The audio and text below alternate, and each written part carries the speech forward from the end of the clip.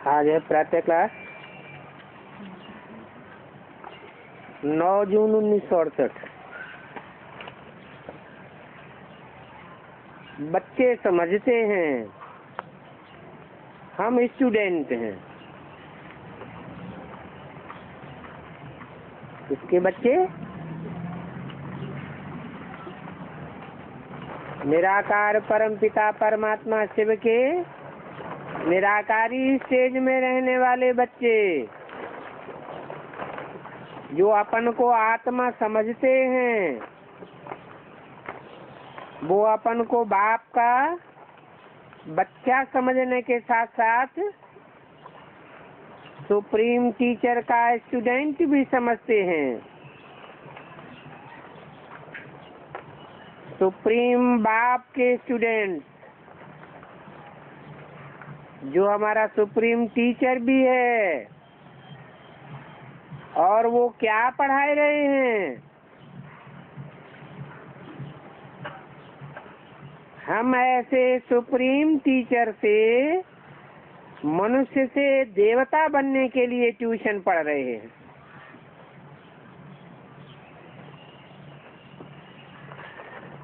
समझना चाहिए कौन ट्यूशन ले रहे हैं। हम सभी आत्माएं परमपिता परमात्मा से ट्यूशन ले रहे हैं। अभी हम समझ गए हैं कि हम जन्म बाई जन्म अपने को देह समझते थे, न कि आत्मा समझते थे। लौकिक बाप फिर ट्यूशन के लिए और जगह भेज देते हैं, सदगति करने के लिए भी और जगह भेज देते हैं।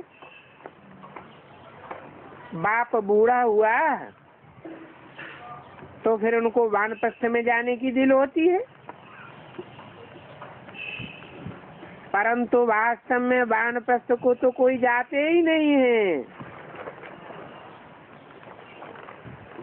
ना उनके गुरु लोग जाते हैं। वो वानप्रस्थी को जानते ही नहीं है। वाणी से परे हम कैसे जा सकते हैं, उनकी बुद्धि में नहीं बैठता है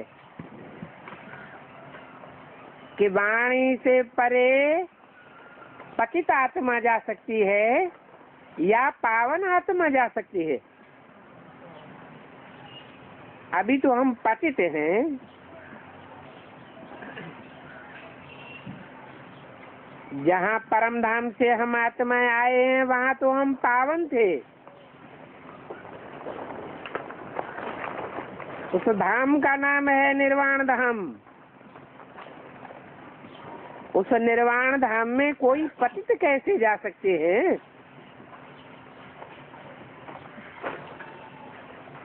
यहाँ आकर के पाठ बजाते बजाते हम पतित बन गए।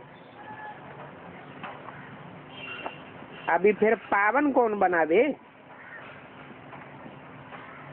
इस पतित दुनिया में सब पतित हैं, तो पावन कौन बनावेगा?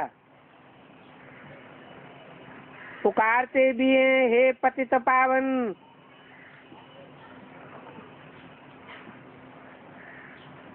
गुरुओं को तो कोई पतित पावन नहीं कह सकते। गुरु करते भी हैं, फिर भी एक में पूरा निश्चय नहीं बैठता। इसलिए जांच करते हैं ऐसा कोई गुरु मिले जो हमको अपने घर अथवा वानप्रस्थ अवस्था में पहुंचावे। इसके लिए बहुत युक्तियां रचते हैं। जहाँ सुना कि फलाने की बहुत महिमा है, उन गुरु के बहुत फॉलोअर्स हैं, वहाँ भागते हैं। तुमको भी अनुभव सुनाते हैं कि इस दुनिया में कितना ढूंढा, बहुत ढूंढा, बहुत देखा, फिर भी बाप कहते हैं इस झाड़ का जो सैंपलिंग है उनको तुम्हारे ज्ञान का तीर लग जाता है। समझते हैं, ये तो क्लियर बात है। बरोबर तुम वानप्रस्थ अवस्था में जाते हो, कोई बड़ी बात भी नहीं है। टीचर के लिए स्कूल में पढ़ाना कोई बड़ी बात नहीं है, और ये तो सुप्रीम टीचर है ना, तो बड़ी बात है क्या? भक्तों को क्या चाहिए ये भी किसी को पता नहीं है। अभी तुम बच्चे ड्रामा के चक्र को जान गए हो। तुम समझते हो बरोबर बाप ने ही हमको वर्षा दिया था, जो वर्षा अभी फिर से दे रहे हैं, और फिर भी इसी अवस्था में आवेंगे। अभी हम तमो प्रधान से सतो प्रधान बनते हैं, फिर चक्कर लगाकर हम तमो प्रधान अवस्था में आवेंगे। कैसे आवेंगे तो तुम बच्चे अभी समझ गए हो। पहली मुख्य बात है, पावन बनने के लिए बाप को याद करना। लौकिक बाप तो सभी को याद है, परंतु पारलौकिक बाप को कोई नहीं जानते हैं।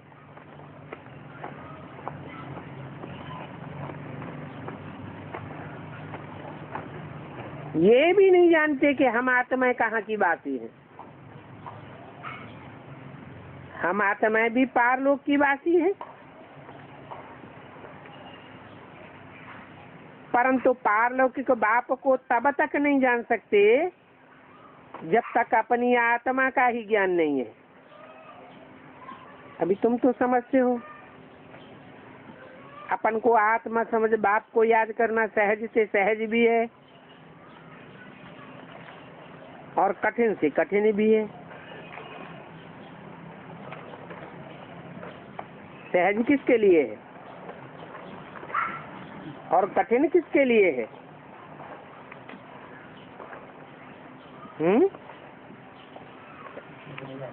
सहज है उनके लिए जो श्रीमत पर चलते हैं, कदम कदम पर श्रीमत पर चलते हैं, उनके लिए सहज है।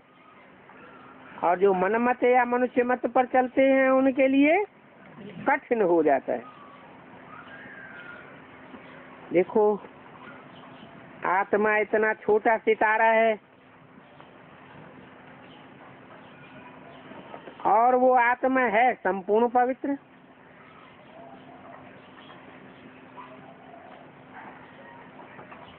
और आत्माएं हैं संपूर्ण पवित्र।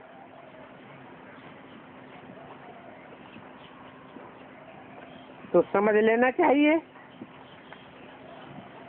कि संपूर्ण पवित्र का संग तारे, अपवित्र का संग बोरे।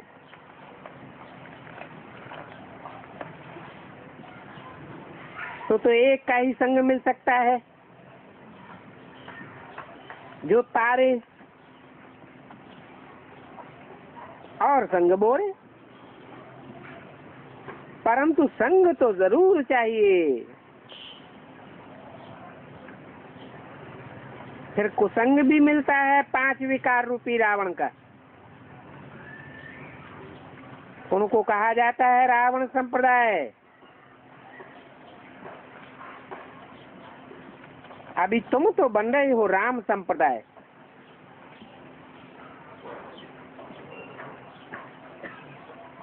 बन रहे हो,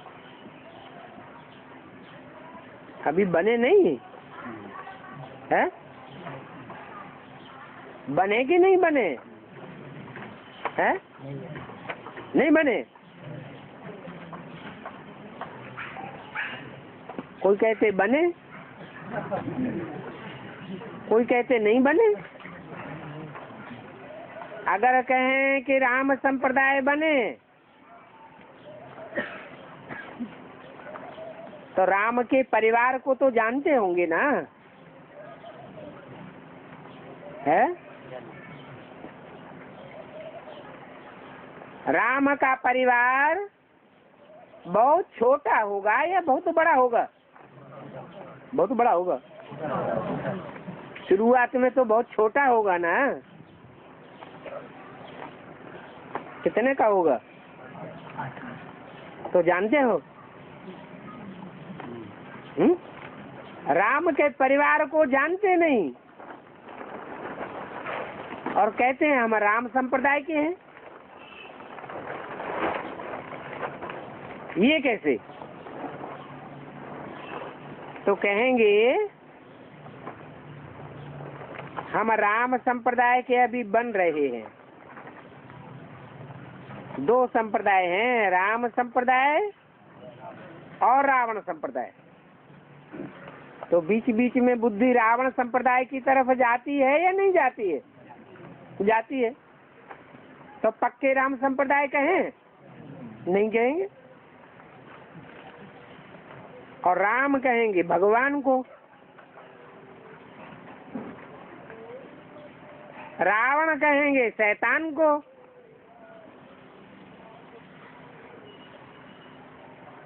भगवान ही आकर के राम राज्य स्थापन करते हैं।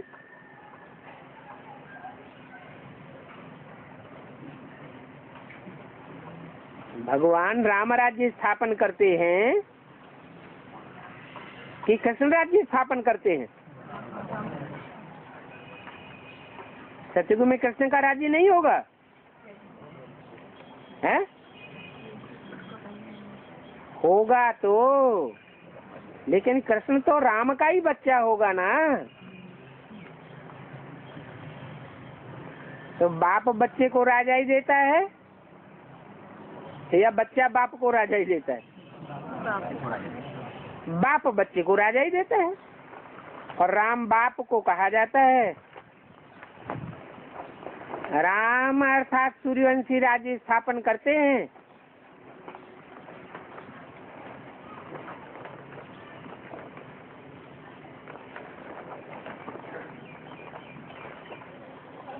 कौन सा वंशी राज्य? सूर्यवंशी राज्य। तो राम स्वयं कौन हुआ? सूर्य का पार्ट किसका हुआ? राम का पार्ट सूर्य का हुआ।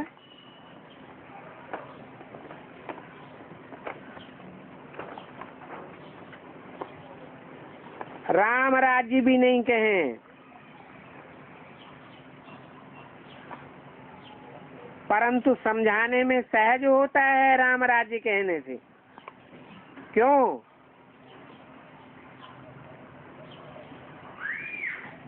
क्योंकि राम की आत्मा तो कलयुग के अंत में आकर के खुद ही क्या बन जाती है? पतित बन जाती है। तो पतित आत्मा राम राज्य कैसे स्थापन करेगी?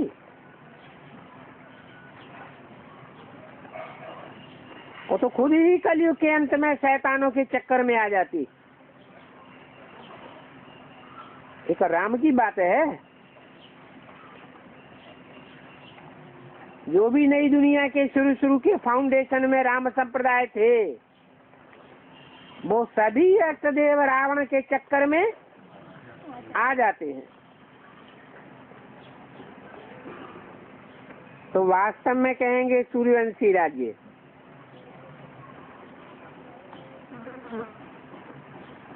सूर्य में तो कभी अंधेरा नहीं होता। अभी बच्चों को कल प्रभात फेरी निकालनी है।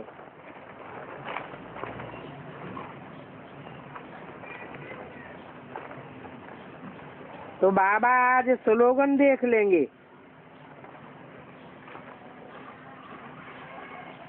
प्रभात फेरी में स्लोगन ऐसे हों जो मनुष्यों को चुभ जाएं।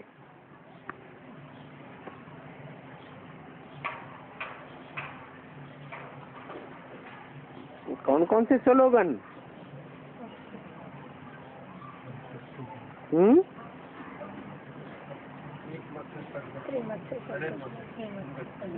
अरे ढेर सारे स्लोगन हैं।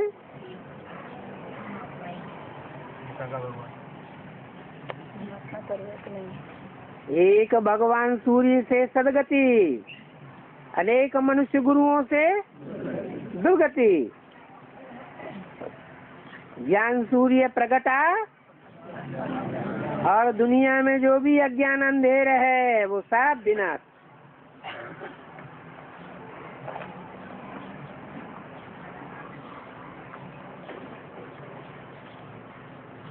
तुम्हारे पास ऐसे छपे हुए पर्चे ढेर के ढेर होने चाहिए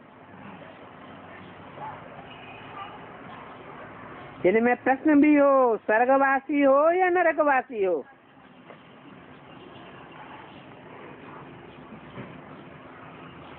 गरीबों को लिटरेचर भी फ्री देना होता है,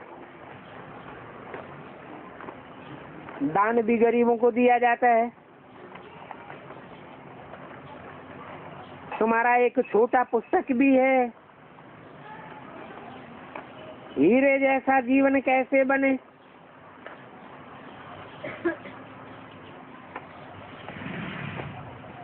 इसमें चित्र छपा हुआ है।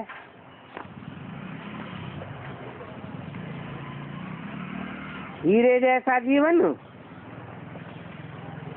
और उसके मुकाबले कौड़ी जैसा जीवन।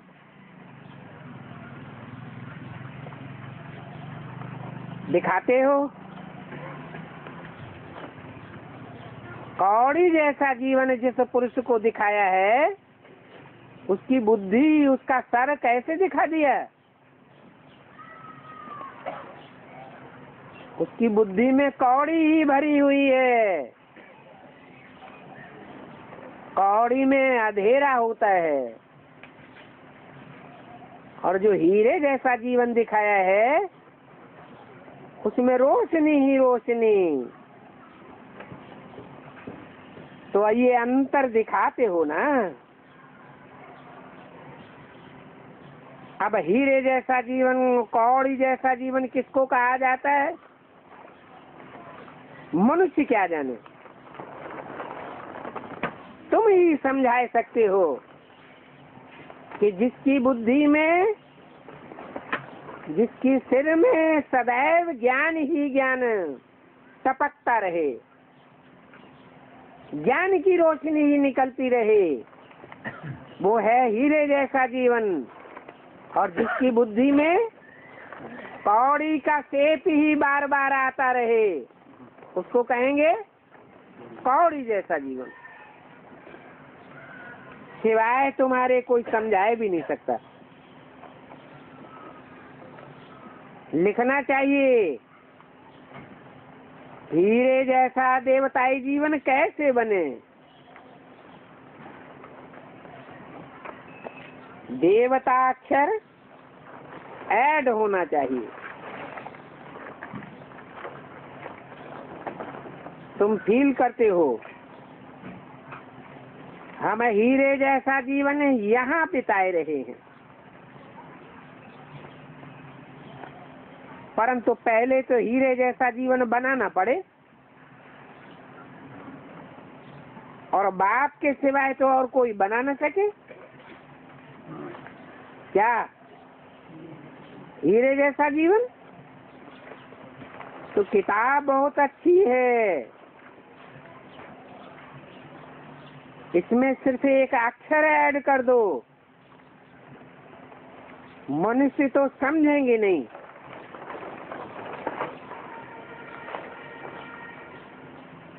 कहेंगे क्या हम हीरो बन जाएंगे?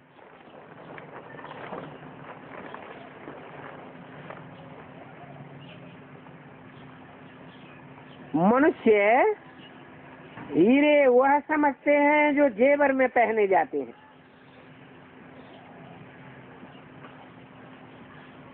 आसुरी कौड़ी जैसे जीवन से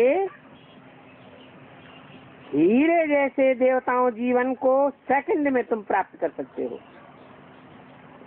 बोलो, बिना कौड़ी खर्चा किए। बच्चा बाप के पास जन्म लेता है, और वर्षे का हकदार बन जाता है कि बिना जन्म लिए? अरे बाप के घर में जाकर के जन्म तो लेना पड़े। वहाँ होता है 9 महीना पेट में पकना,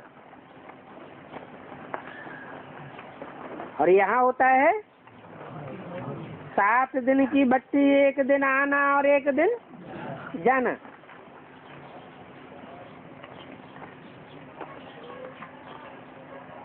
बेहद का ज्ञान गर्भ है, बेहद का वर्षा है। तुम वर्षे के हकदार बनते हो ना,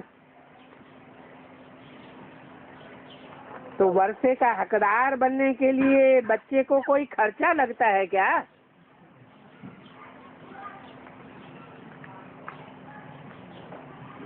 बाप के घर में आया, गोद में आया और वर्षे का हकदार बना।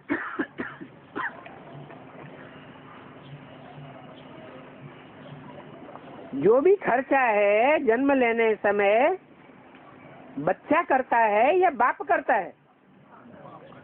बाप खर्चा करता है। अभी तुमने कोई खर्चा किया क्या? बाप का बनने में कोई खर्चा लगता है क्या? नहीं।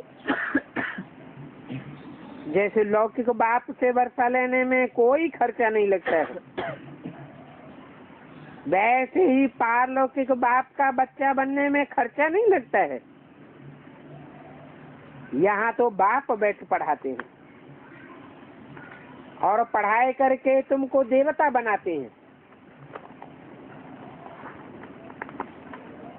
परंतु तुम कोई छोटे बच्चे नहीं हो,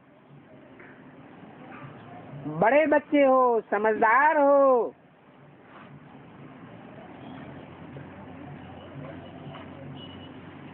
नौ 668 की वाणी का दूसरा पेज। बाप का बनने से बाप राय देते हैं, तुमको अपनी राजधानी स्थापन करनी है।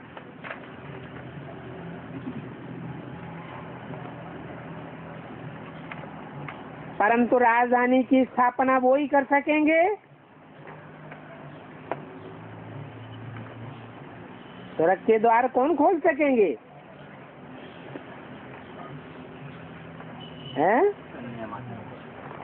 जो पवित्र बनेंगे। राजधानी की स्थापना के कार्य में पवित्र जरूर बनना पड़े।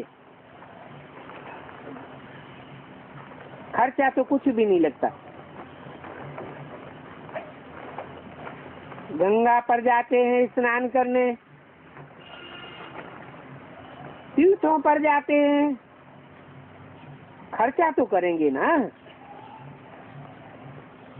परंतु तुमको बाप का निश्चय हुआ, कोई खर्चा लगा क्या? तुम्हारे पास सेंटर्स पर आते हैं, तुम उनको कहते हो अभी बेहद के बाप का वर्षा ले लो, बाप को याद करो। वो हमारा बाबा है ना। बाबा खुद कहते हैं मेरा वर्षा तुमको चाहिए ना, परंतु तुम अभी पतित हो, वर्षा लेना चाहते हो, पावन बनना चाहते हो ना। क्योंकि पावन दुनिया अथवा पावन विश्व का मालिक बनेंगे ना, ये भी जानते हो। बाप तो स्वर्ग स्थापन करते हैं, कोई नरक की दुनिया तो नहीं बनाते, बैकुंठ स्थापन करते हैं। तो इन बातों को समझदार बच्चे अच्छी रीति समझते हैं। बाप तो सिर्फ कहते हैं अपन को आत्मा समझ, मुझे बाप को याद करो, और कोई तकलीफ नहीं देते हैं।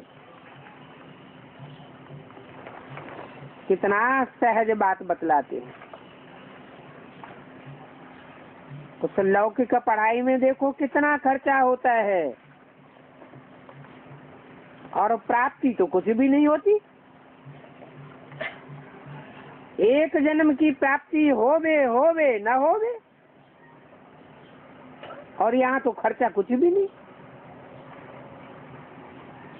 प्राप्ति अपार है। आत्मा कहती भी है हम अविनाशी है, ये शरीर तो विनाश हो जाएगा, ये बाल बच्चे आदि सभी खलास हो जाएंगे। अच्छा, फिर इतने जो पैसे इकट्ठे करते हो उन पैसों का क्या करेंगे? ख्याल तो होगा ना। कोई साहूकार भी होंगे, समझो उनका कोई है नहीं, उनको ज्ञान मिल जाता है तो समझते हैं इस हालत में हम पैसे का क्या करेंगे। पढ़ाई तो है सोर्स ऑफ इनकम। बाबा ने बताया था, एक इब्राहिम लिंकन था, बहुत गरीब था।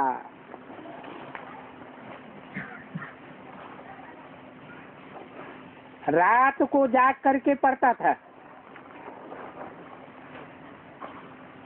पढ़ करके इतना होशियार हो गया जो प्राइम मिनिस्टर बन गया।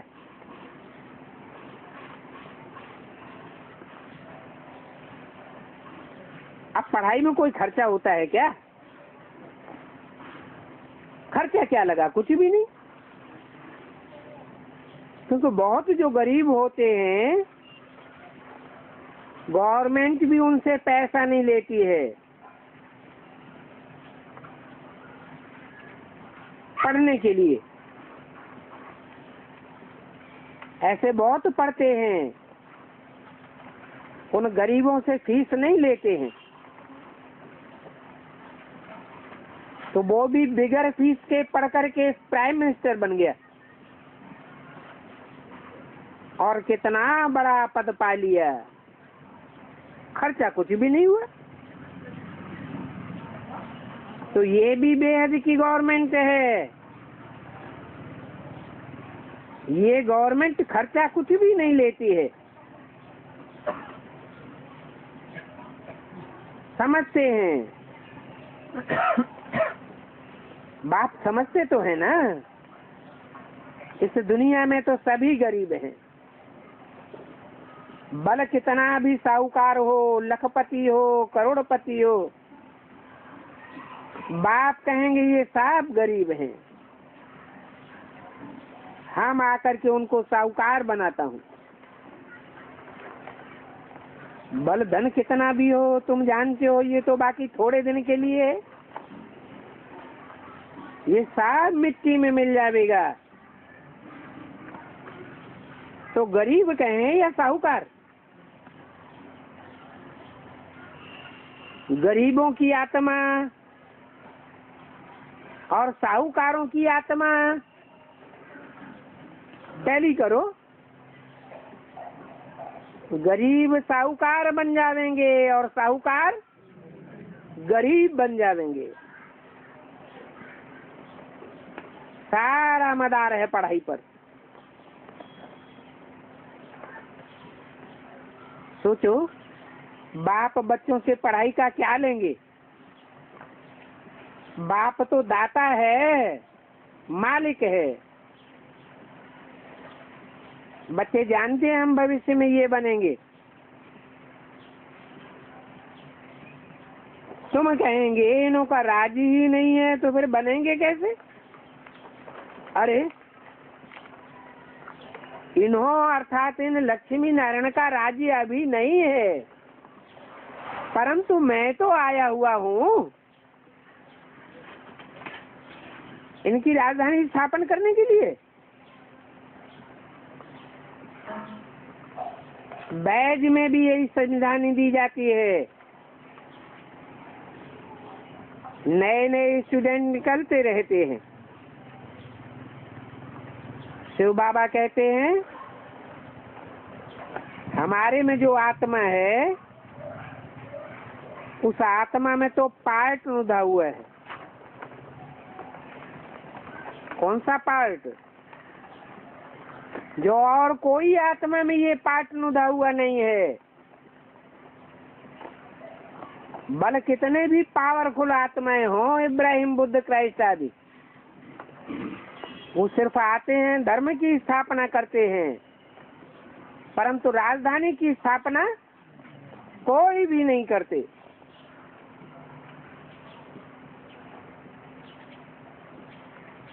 मेरी आत्मा में ये पार्ट नुदा हुआ है।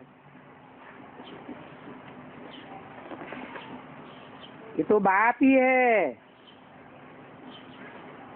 जो भिखारी पतित बने हैं उनको आकर के पावन बनाते हैं और पावन दुनिया की राजधानी स्थापन करते हैं।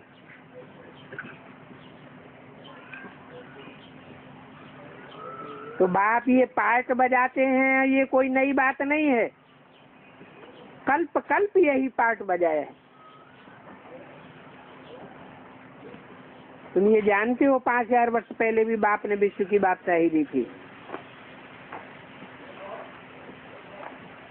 मुख्य बात, बाप कहते हैं बच्चे माम एकम याद करो, और ये माम एकम याद करो की बात इनडायरेक्टली नहीं कहते हैं, सन्मुख आकर के कहते हैं कि मुझे याद करो। तुम जानते हो, बाप भी जानते हैं कि मुझे रथ मिल गया तो बाप आ गया। बच्चों का बाप है ना, तो रथ तो जरूर एक ही फिक्स होगा ना। बदली थोड़ा ही हो सकता है।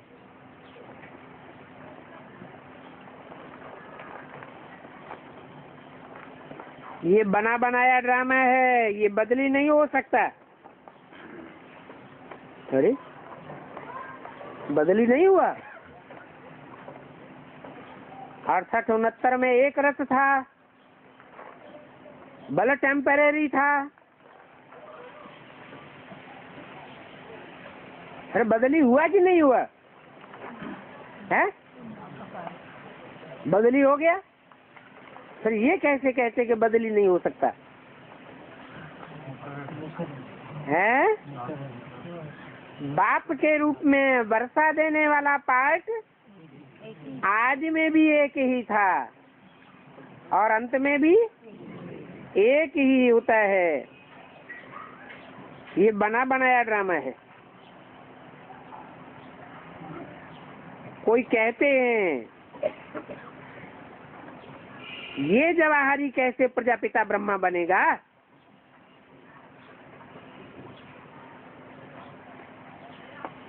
समझते हैं ये तो जवाहरी था, और जवाहर भी एक होता है बनावटी और दूसरा होता है सच्चा है? जवाहर दो तरह के होते हैं कि नहीं? कैसे कैसे? एक इमिटेशन होता है, एक सच्चा होता है। तो जवाहरी भी दो तरह के होंगे या नहीं होंगे? है? एक होगा सच्चा जवाहरी और एक होगा झूठा जवाहरी। पंप एंड शो का मादा झूठे में ज्यादा होता है या सच्चे में होता है? झूठे में पंप एंड शो ज्यादा दिखाई देगा। तो समझो कि हमको सच्चा जवाहर तो बाप देता है। सच्चा जवाहर कौन सा, हद का कि बेहद का? बेहद का सच्चा जवाहर क्या है? हैं? अरे जवाहरात होते हैं ना। हद के जवाहरात तो हद के होते ही हैं, बेहद के जवाहरात भी हैं, उनमें भी सच्चे और झूठे होते हैं। सच्चे जवाहरात तुम राम संप्रदाय बच्चों के पास हैं, और झूठे जवाहरात रावण संप्रदाय के पास हैं। जब तुमको सच्चे जवाहरात मिलते हैं बाप से, तो वह झूठे जवाहरात किस काम आवेंगे? तो बाप ज्ञान रतन देते हैं, इन रत्नों के सामने उन जवाहरात की कोई वैल्यू नहीं रहती। तो ये भी जवाहरी था, किसके लिए बोला है? यह भी जवाहरी था, ब्रह्मा के लिए बोला। और भी किसके लिए लगाया? भी लगाया माने कोई और भी जवाहरी था। दो का मिसाल दिया, एक झूठा जवाहरी और एक सच्चा जवाहरी।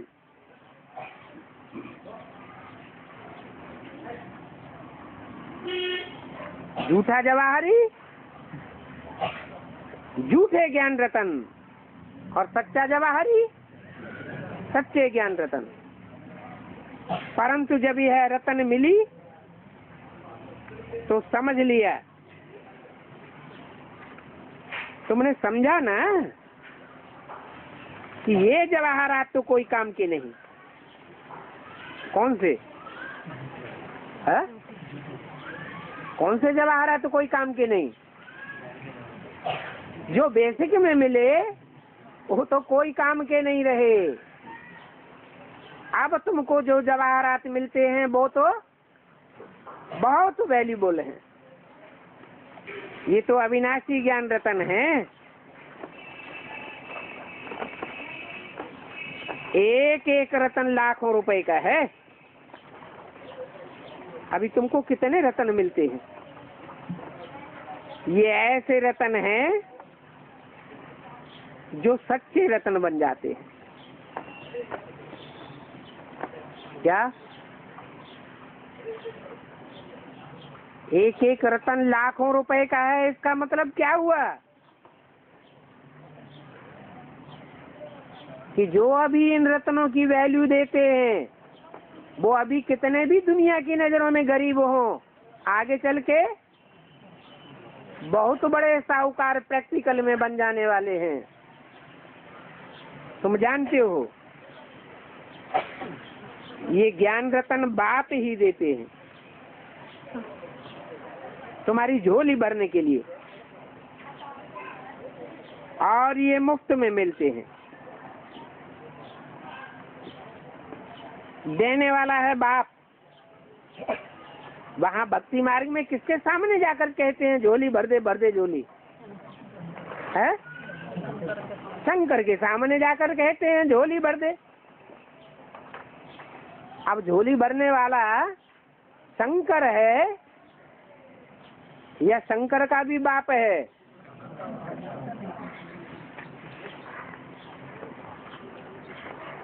वहाँ नई दुनिया में छतों में दीवालों में हीरे लगे रहते हैं, परंतु उनकी कीमत कुछ भी नहीं। वैल्यू तो बाद में होती है, जब द्वापर शुरू होता है।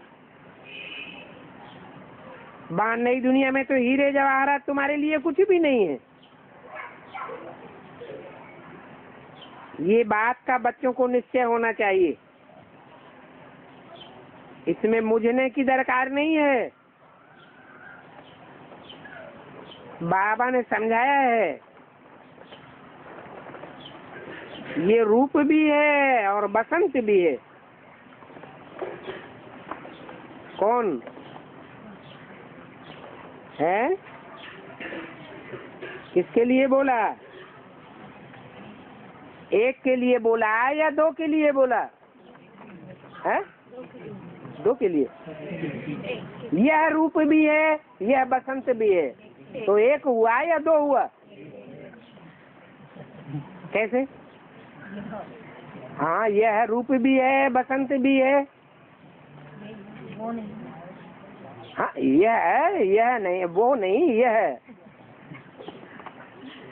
रूप भी है, बसंत भी है। रूप किसे कहा जाता है? जितना याद में रहेंगे उतने रूपवान बनते हैं, जितना दिव्य गुणों की धारणा में रहते हैं उतना बसंत बनते हैं, खुशबू छोड़ने वाले।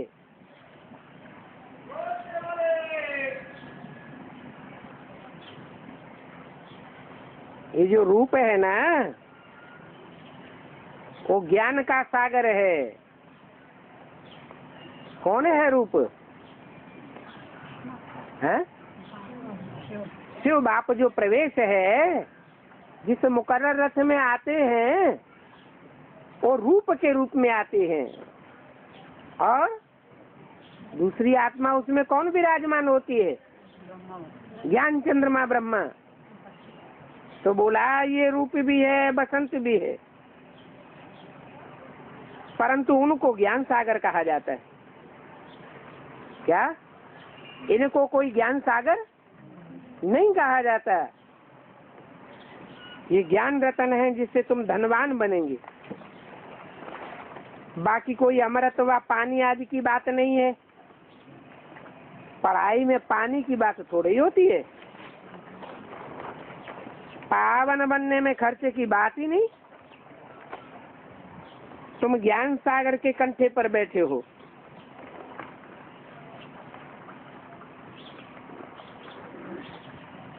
उस ज्ञान सागर के पानी में तुम स्नान करते हो। वो भक्त तो स्थूल सागर में स्नान करते हैं, तुम तो यहाँ ज्ञान रतन लेते हो। तो दोनों की भेंट करो। वहाँ भक्ति मार्ग में हरिद्वार में क्या क्या लगा पड़ा है, कितने वहाँ बैठे रहते हैं गंगा स्नान करने के लिए।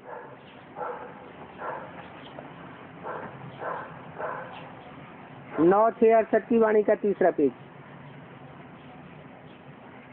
इस ज्ञान स्नान में तो शास्त्र आदि पढ़ने की कुछ भी दरकार नहीं है, सिर्फ पक्का करना है कि हमको पावन बनना है।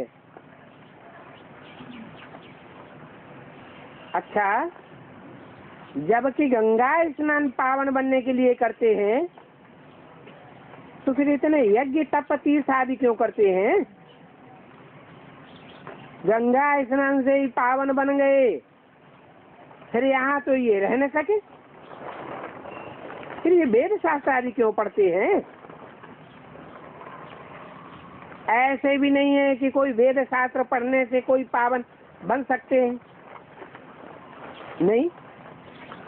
कितना मुझे हुए हैं। भक्ति मार्ग में मनुष्यों की बुद्धि चलती ही नहीं है, डल बुद्धि हो जाती है। तुमको तो अभी विवेक मिला है, समझते हो पतित पावन तो एक ही बाप है। बाकी गंगा स्नान वेद शास्त्र आदि पढ़ने से क्या फायदा होगा? न हद का गंगा स्नान, न बेहद का गंगा स्नान। हद की गंगा स्नान में कौन सी गंगा? हद की गंगा है, जड़त्वमयी गंगा है, गंगा का पानी जड़। और बेहद की गंगा है ज्ञान गंगा है, उनका पानी है, उनका पानी पति से पावन बनावेगा है। वो बीके वाले क्या समझते हैं है? एक पतित से पावन बनावेगा या अनेक पतित से पावन बनावेंगे? एक है जो पतित से पावन बनाने वाला है। गंगा का पानी पतित से पावन नहीं बनाता है, मुरली में भी बोला हुआ है। अभी गीता ज्ञान अमृत नहीं कहेंगे। क्यों नहीं कहेंगे? क्योंकि मनन चिंतन मंथन हुआ ही नहीं। गंगा कोई मनन चिंतन मंथन करके ज्ञान अमृत नहीं निकालती है। कहाँ से निकलता है? अरे सागर का पानी गर्म होता है। सागर के पानी में सूरज की डायरेक्ट धूप पड़ती है ना, तो पानी गर्म होता है, भाप बन के उड़ता है, उससे नदियां निकलती हैं। कितना मुझे हुए हैं। तुम पुकारते भी हो कि आ करके पावन बनाओ। ये नदियां तो जहां तहां फैली पड़ी है, इनके आने की क्या दरकार? और इन शास्त्रों आदि में क्या रखा है? तुम अपने योग बल से पावन बन रहे हो। जितना जितना निराकारी स्टेज में टिकते जाएंगे, उतना उतना ज्ञान का विस्तार स्वतः ही बुद्धि में होता जाता है। हर आत्मा को अपने अनेक जन्मों का ज्ञान याद केवल से होगा। तुम जानते हो, हम पावन बन करके पावन दुनिया में चले जाएंगे, तो सोचो ये राइट है या वो राइट है? अभी इन बातों में तुम्हारी बुद्धि चलनी चाहिए। ड्रामा में ये भक्ति का पार्ट भी होने का ही है। बाप कहते हैं अभी तुमको पावन दुनिया में चलना है। क्या पतित जावेंगे या पावन जावेंगे? पावन बन करके पावन दुनिया में चलेंगे। जो पावन बनेंगे वो ही जावेंगे। वहां तो कोई पतित होगा ही नहीं। बाकी नदी तो यहाँ भी होती है और नदी वहां भी होगी। यहाँ की नदी और वहां की नदी में क्या फर्क होगा? है? यहाँ की नदियों में कचरा पड़ता है दृष्टि वृत्ति का, और वहां की नदियों में कोई कचरा नहीं पड़ेगा। राधा की दृष्टि एक कृष्ण में ही डूबेगी।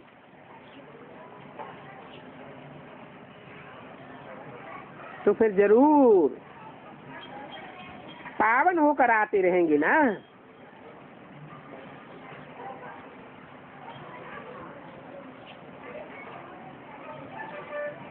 अभी अर्थ नहीं जानते हैं तो बिल्कुल फालतू है। भक्ति में शौक कितना है, कितना वेद शास्त्र आदि पढ़ते हैं, और पढ़ते पढ़ते और ही दलदल में फंसते जाते हैं। ये भक्ति की कीचड़ है। दलदल कहो, कीचड़ कहो, दुब्बन कहो, और सबसे बड़ी कीचड़ है विकारों की। है? कीचड़ में कौन लौटता है? भैंस। उन्होंने फिर दिखाई दिया है सूकर अवतार। सुअर कहाँ लौटता है? कीचड़ में लौटता है। इस भक्ति की दुब्बड़ में गले तक सब फंसे हुए हैं। तुम जानते हो, जो यहाँ की सैंपलिंग के होंगे वो निकल आवेंगे। मुसलमान लोग सुअर को ज्यादा मानते हैं या गाय को ज्यादा मानते हैं? कोई तो हिसाब किताब होगा ना। है? अरे सुअर कहाँ लौटता है जन्म जन्मांतर? है? कीचड़ में। और गाय कीचड़ में लौटती है क्या? तो वो तो दुब्बड़ में ही फंसे रहने वाले हैं। जो दुब्बड़ में जन्म जन्मांतर के फंसे रहने की जिनकी आदत पड़ी हुई है, वो ज्ञान की बातों को समझेंगे क्या? है? ये मुसलमान इस्लामी जल्दी समझेंगे क्या? नहीं समझेंगे। तुम सुनेंगे, सब पिछाड़ी में कहेंगे अहो प्रभु तेरी लीला। क्या क्या कहेंगे कि हमको इतना कहा गया कि सुनो बैठकर, लेकिन हमने नहीं सुना, कानों में उंगली दे ली। क्या बोला है? हमें ज्ञान की बातों से कुछ लेना देना नहीं, भगवान बाप को याद करो। भक्ति मार्ग में भी क्या करते हैं मुसलमान? है? कान में उंगली देते हैं और अल्लाह को याद करते हैं। बाप कहते हैं, ये साफ कहेंगे अहो प्रभु तेरी लीला, तू आया और मैंने नहीं पहचाना। अब तुम जानते हो कि बाप पुरानी दुनिया को नई दुनिया कैसे बनाते हैं? किसका सैंपलिंग लगाते हैं? सैंपलिंग तो लगता है ना। तुम्हारा ये ज्ञान अखबारों में बहुत बहुत जावेगा।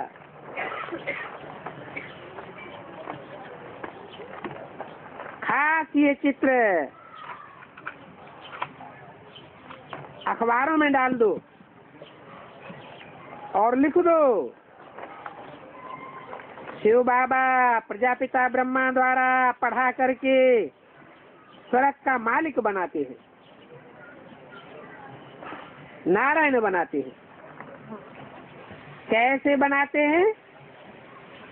इसे याद की यात्रा से।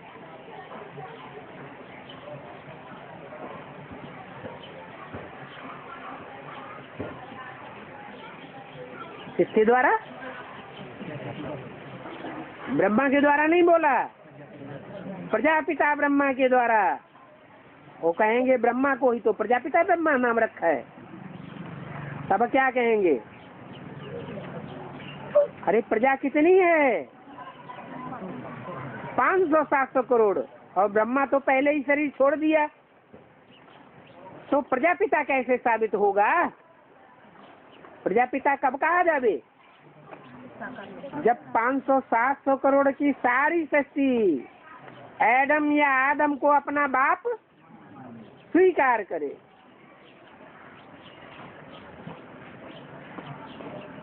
तुम जानते हो प्रजापिता ब्रह्मा द्वारा बाप जो आकर के कार्य कराते हैं, जो ज्ञान सुनाते हैं, उसको सुन करके स्मृति में धारण करके तुम्हारी कट उतर जाएगी। कोई पूछते हैं ना, रास्ता बताओ कैसे याद करें, तो बिंदु को याद करेंगे। यह बिंदी प्रैक्टिकल शरीर में आकर के कर्म करेगी, बोलेगी, बतावेगी, तब याद आवेगी। है? इम्प्रैक्टिकल तो याद आता नहीं। तो तुम खड़े खड़े सभी को रास्ता बताओ। बाप कहते हैं माम एकम याद करो, और अपन को आत्मा समझो। घड़ी घड़ी ये बातें याद दिला करके फिर देखो इनके चेहरे में कुछ चमक आती है या नहीं है? ऐसे नहीं तुम सुनाते चले जाओ और वो एक कान से सुन करके दूसरे कान से निकालते चले जाएं। देखना है कि सुनते सुनते इनके नैन पानी से भीगते हैं या नहीं, तब समझो इनकी बुद्धि में कुछ बैठा है। पहले पहले समझानी ही एक बात की दो। 5000 वर्ष पहले भी बाप ने कहा है माम एकम याद करो। शिव बाबा आया था, आने की यादगार शिव जयंती मनाते हैं। हैं? शिव जयंती मनाते हैं कि महाशिवरात्रि मनाते हैं? महाशिवरात्रि मनाते हैं। तो महाशिवरात्रि की शूटिंग कब होती है और वास्तव में शिव जयंती की शूटिंग कब होती है?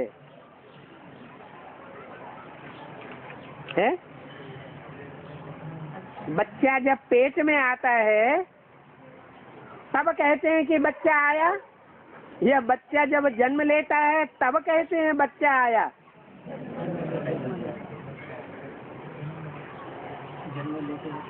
तो यहाँ भी बेहद की बात है। महाशिवरात्रि भक्तों की बात है, भक्त मनाते हैं महाशिवरात्रि, क्योंकि निश्चय बुद्धि नहीं होते, अंधश्रद्धा में भटकते रहते हैं। अभी क्या कहें? हैं? अभी कहें कि अटल निश्चय बुद्धि है? नहीं है। तो महाशिवरात्रि मना रहे हैं या शिव जयंती मना रहे हैं? महाशिवरात्रि ही कहेंगे तो शिव जयंती कब होगी? जब संसार में बच्चा प्रत्यक्ष हो जाए। बच्चा जब जन्म लेता है तो सब कहेंगे जन्म लिया, और पेट में प्रवेश करता है तो सब कहेंगे। होशियार डॉक्टर होंगे तो कहेंगे हाँ, माताएं कहेंगी हाँ, माता को तो अनुभव होता है। तो यहाँ भी ज्ञान में चलने वाली ज्यादा माताएं निकलती हैं या दूसरा वर्ग निकलता है? माताएं निकलती हैं। 5000 वर्ष पहले भी बाप ने कहा है माँ में कम याद करो। शिव बाबा आया था, इस कारण शिव जयंती मनाते हैं। भारत भी स्वर्ग बनाने के लिए यही समझाया था कि माँ में कम याद करो। किसको समझाया था? भारत को भी स्वर्ग बनाने के लिए समझाया था। किसको समझाया था? भारत अभी नरक है या स्वर्ग है? नरक है। सबसे बड़ा नरक दुनिया में कौन से देश में है? भारत में।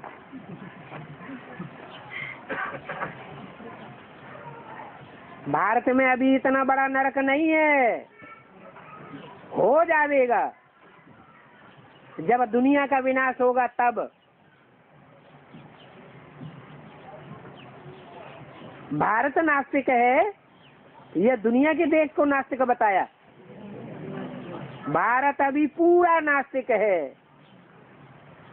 नास्तिक माने जानवर।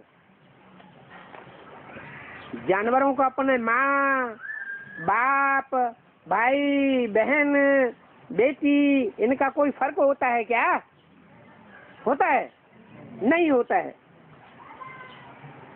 कल पहले भी इसीलिए बाप ने समझाया था, अभी माँ में कम याद करो। है? एक आत्मा को याद करो या दो आत्मा को याद करो? है? एक ही मुकर्रर में 2-3 आत्माएं बैठी हुई है तो एक को कैसे याद करें? भक्ति मार्ग में तो ये गायन है ना, राम के भक्त रहीम के बंदे हैं ये सब आंखों के अंधे। कहाँ की यादगार? कैसे? भगवान बाप आते हैं तो कोई ब्रह्मा उर्फ कृष्ण में उलझ जाते हैं, कोई राम उर्फ शंकर में उलझ जाते हैं, प्रजापिता में उलझ जाते हैं, किसकी आत्मा में उलझ जाते हैं? हैं? पतित में उलझ जाते हैं या पावन याद करते हैं उस शरीर के द्वारा? एवर प्योर को याद करना है। पतित आत्माओं को याद करने से कुछ भी प्राप्ति नहीं होगी। सबको याद किया और शिव को याद किया, अंतर कैसे पता चलेगा? है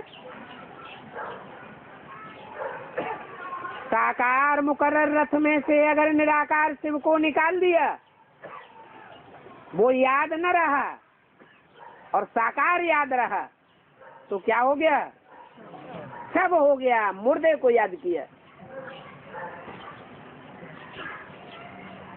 इसलिए बाप कहते हैं कि तुम्हारी याद भी प्रवृत्ति मार्ग की है। निराकार के साथ साकार याद आवे, साकार के साथ निराकार याद आवे। ओम शांति।